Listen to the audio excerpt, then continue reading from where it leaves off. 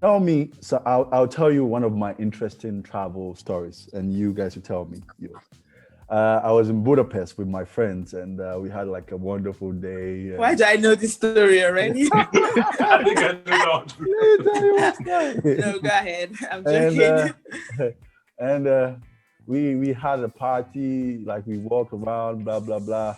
After seeing everything, and like 1 hour or 30 minutes before taking the bus home, we just met some young ladies on the street, and like they approached us, and they were like, "Wow, where are you from?" Like, "From Ghana." "Wow, wow, you guys are so nice.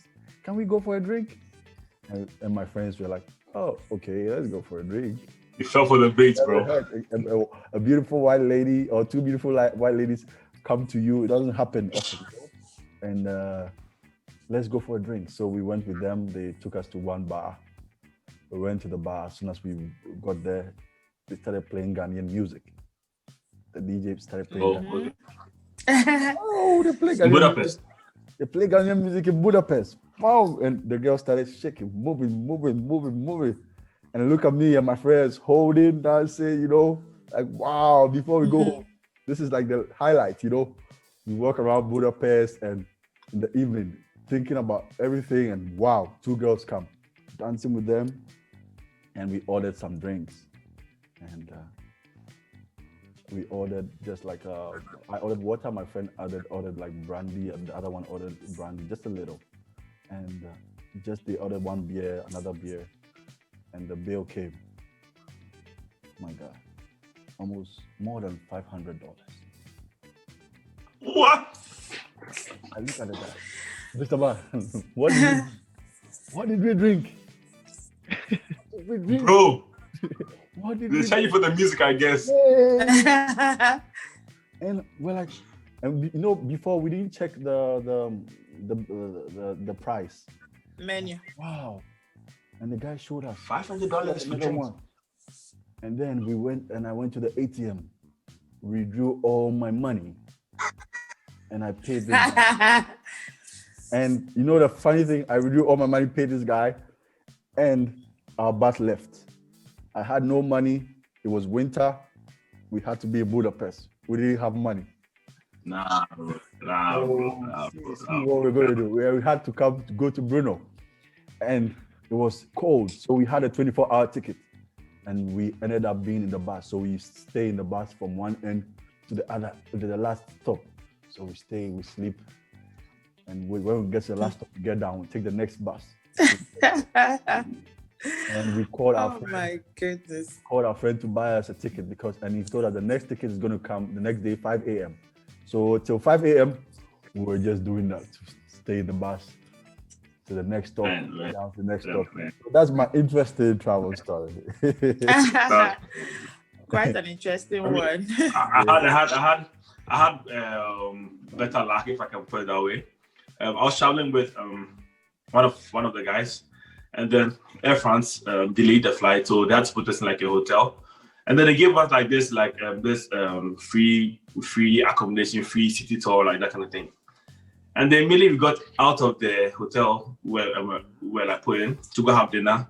We found €100 notes What? on the In floor. Europe? Like, Oh my crazy. God. Like, I was like, bro, are we taking this or not? It was like, are you kidding me? So then we picked up the money and like we used the money for like everything, like went through the whole France, did like the whole Paris. So like everything, pay for transportation, pay for food. And when we picked the taxi and go back to the hostel, to the hotel, the taxi cost was exactly the remainder of the money we had. So it was like €20 that we had after the whole trip. They thought it was just €20, so we just gave it to them like, okay, so like everything we did was paid for by the €100 note we found. The Lord was on your side, Tell me actually. about it. And Sarah, tell me I one mean- interesting travel. I mean, I have so many crazy ones, but the one that remains in my mind is always how I got like bounced at the Croatian border when I was trying to visit with my friends. How's that story? So that's a crazy story because it was the least country that I expected to get like denied an entry into, but it was supposed to be a road trip, and I think I had my passport at the UK embassy, so I didn't travel with the passport. I just had like the residence permit card.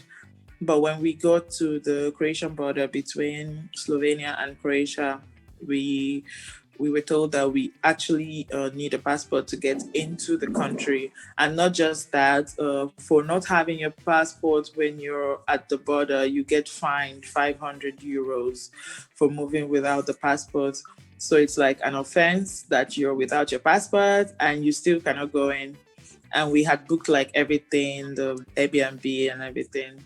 So at that point, we had no choice because the bus was supposed to cross the border. And so they just left us, me and my friend Yvette, at the border.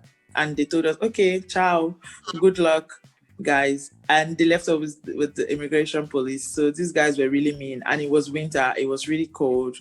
It was like, I don't know, maybe 5 a.m. or so in the morning. And they told us, okay, each person 500 and it has to be in cash. Wow. So you know how the border is usually like in the outskirts of the city. The border is not always in the city center. So we asked them, how can we find an ATM? They say you have to order a taxi. You call the taxi to come and pick you, take you to the closest gas station, and then you use the ATM and you come back to pay them. So at this point, they had our permits, our residence card. So they knew we couldn't run away because how would you get back to where you're coming from? So my other friend was so scared. She was fidgeting, like she's not a Niger girl. So she didn't have this Niger, mentality of anything can happen, don't be afraid. She started fidgeting. She's like, yeah, she was already crying. I was like, why would you be crying? She said, these people can kill us. So she went on Twitter and was randomly checking. And indeed, on Twitter, people were saying the Croatian border is the worst in Europe.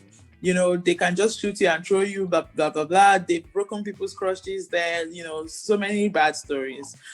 So at that point, she now said she doesn't even have the money to pay. I'm like, okay, so what do? We give ourselves to these men or what do we do? But eventually, we found a way to get to the ATM. We withdrew the money. We came back and we paid them the money and they gave us back our payments and told us, okay, find your way back to Czech Republic. But we didn't know how to leave this place because we were just standing in front of the border and there was no way to get back to where we were coming from. So we started trying to make like auto stops, like begging people to help us. So each person you stop, when you try to explain that, sorry, I forgot my passport or I'm not with my passport and I got bounced, immediately you start explaining that. They just say, okay, sorry, I can't help you. You don't have your passport, and they just drive off. So we had to wait like till the next day afternoon. They told us the next Flix bus was going to pass at like 4 p.m. or so. So we were just standing in the cold. Our phones were about to die. It was terrible. And then eventually there was a good Samaritan, that a guy that had lived in France that helped us, because when he stopped, I kind of explained. So he took us to the closest village to catch a bus to Vienna. But this experience was so funny because after everything, when we got back home, we were settled. We contacted the embassy like to understand why would they insist that we pay with cash, because they told us we must pay with cash. And so we sent the receipt or some paper that they gave to us, like proofing the payment. We sent it to the embassy. And the embassy was like, that's not even Croatian language. That's Slovenian. Like, you guys were scammed. They just took this money from you because they had to like ask you for money and maybe you were afraid. So we realized that these immigration officers actually scammed us and didn't let us into the country. And it was a crazy experience. So yeah. So bad. No, Bina? Sarah, so they gave back the money, right? No. Who will give you back your money? Something that has them no didn't give you back. No. No, they just told us to be more careful that next time when you're making these transactions, maybe pay by card. Because when you pay by card, it's linked to some It was very off. But this was by cash, so it was a crazy one though.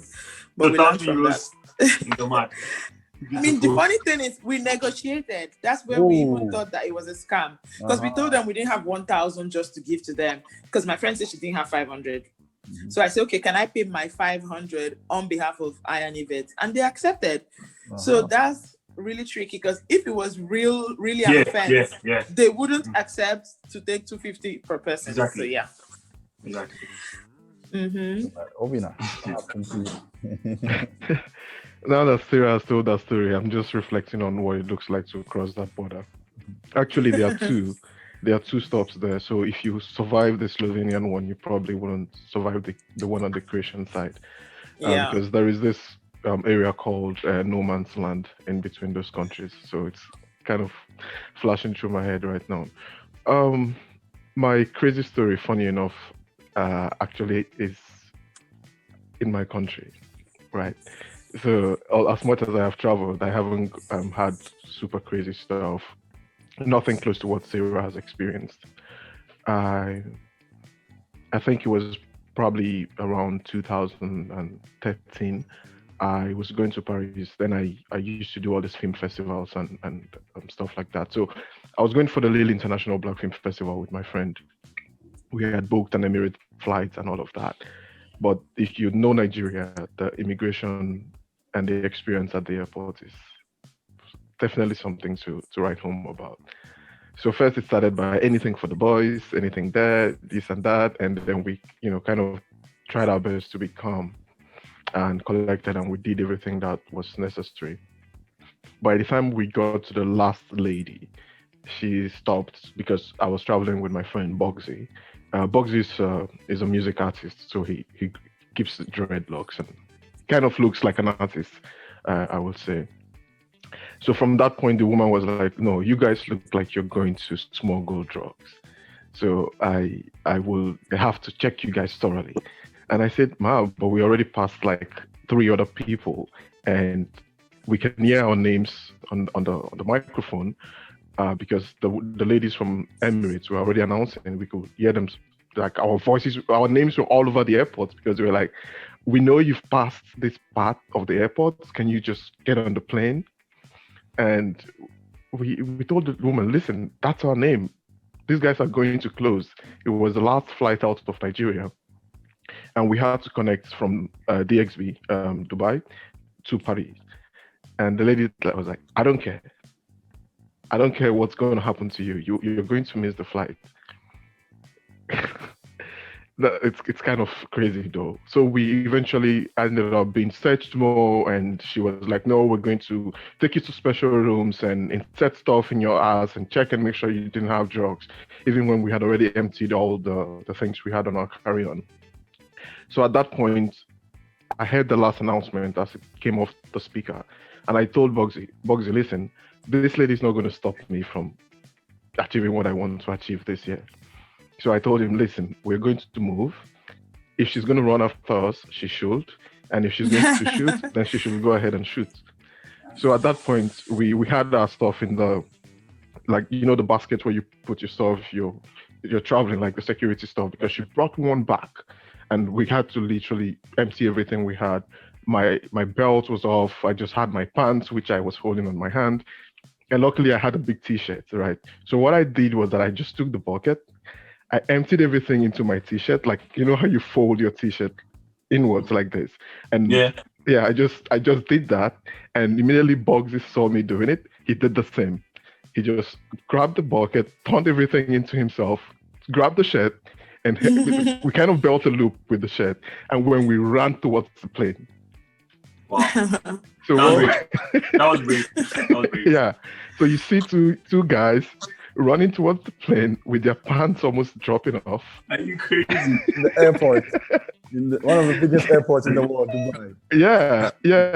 And it was an A380, so it was like a super huge plane with two deckers, right? So as we ran towards the plane, the lady, one of the air hostess, was like, "What's your name?" And I said, "My name is Obina. My friend's name is Obina as well." So she said, "It's two Obinas." I said, "Yes." She said, "What happened?" I said, "Just let us in. We will explain." At that point, we realized that the woman actually wasn't chasing us. She just stopped and she was laughing. I was like, "Are you kidding me? Like, you're laughing?" I had a similar experience, but I was brave as she was, so I ended up paying them. It was in South Africa. Immediately I landed, the immigration was like, where am I? I was working with a travel agency in Ghana, right? So it was like a business trip sort of to go and explore like travel destinations for like our customers. So we had the whole booking, like itinerary, hotel reservation, everything, and I had it printed out because I knew they were going to bug me. As I get there, and then the woman, the immigration woman was like, "Where are you going to?" This is the first time to come to South Africa. I'm like, "Yes." "Where are you going to?" I mentioned the name of the hotel. It's like, and in which city is that hotel? I was like, it's in Joburg. It's like, no, it's somewhere in Cape Town. You are lying. I'm like, no, I know it's in Joburg because like I have actually booked people for that hotel before. So like, no way, I'm going to take you back. Immediately she said that she was coming for her handcuffs. I was like, yo, what's happening? So I literally thought I was doing I did something bad. And then another immigration officer, a man this time around from the back, showed me act like a man. I'm like, oh shit, it's money. And I didn't know anything about how valuable their notes were. So I just looked through because I didn't know how much was not insulting as a bribe to give to the immigration officer. I just looked at the biggest note and I gave to her. And so, oh, thank you, sure. So when I got into the hotel, I went on the internet and checked how much I'd given. I was like, a huge ridiculous amount of money. I was like, no way. I wish I was really like you, man. No, I mean, those are things you begin, because at that point I knew I was in the right situation. I had already gone all through the security checks and everything. It was my first travel too, so yeah. So at that point, as you travel more, you actually begin to know. You learn from the experiences, yeah. Because when we got into the plane and we were literally naked, people started staring at us. And like I said, it was a big plane. It was an A380. It was filled to the brim. We were supposed to connect in DXB and change into a different plane. So we got in and they were like, no, they shouldn't do that to you. I said, we are Nigerians, like Sarah said. We have just a very different level of resistance, and we just happen to make ways even when there are no